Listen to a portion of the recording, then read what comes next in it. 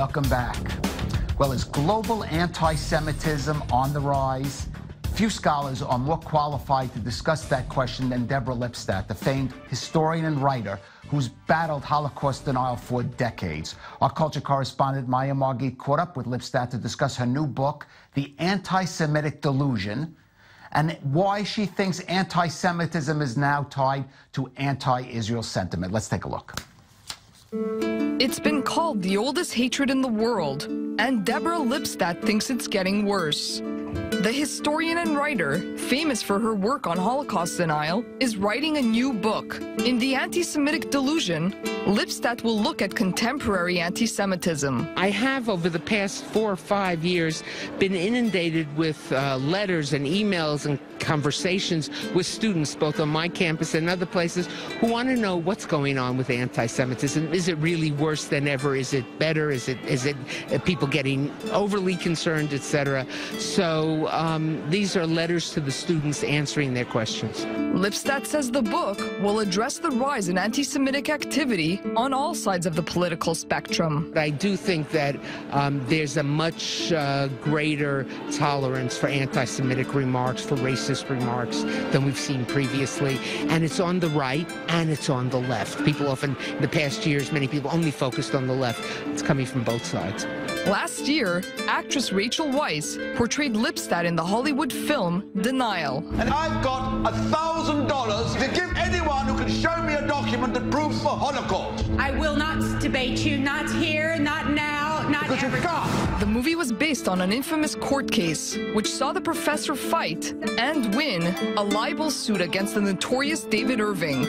Irving sued Lipstadt and her publisher, Penguin Books, after she referred to his writings as Holocaust denial. The landmark trial saw Lipstadt prove Irving had distorted facts and historical records. Today, Lipstadt sees denial as being tied to anti-Israel sentiment. You can disagree with Israel's policies, you can disagree with the IDF's policies, but to do comparisons to the Holocaust, to talk about a genocide, is just historically incorrect. So the only way to understand it is as a form of anti-Israel. Truth is very fragile. And I don't care whether you're to the right or to the left, whether you're for the administration in America or against it, whether you're for Israel's policies or against. Truth is something that we all should be careful about. The Anti-Semitic Delusion will be published later this year. Well, joining us in the studio now is our culture correspondent, Margit. Maya, you mentioned that famous trial with pitting David Irving, a Holocaust denier, we could say, against Lipstadt. You said it was a landmark trial. Why was that a landmark trial? I think in many ways it really put the spotlight for the first time, legally speaking, on Holocaust denial, what it means to be a Holocaust denier. And many media were calling it history on trial. They're saying that it was history that was put on trial.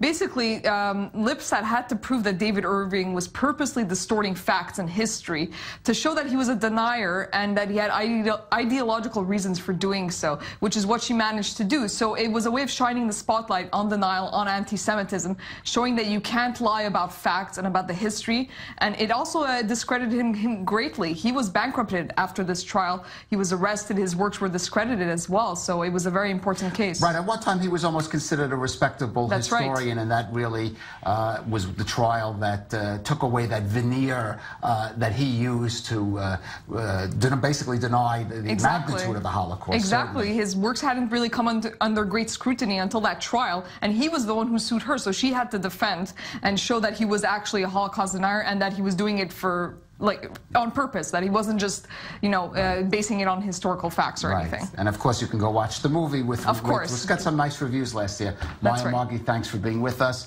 Well, that's all.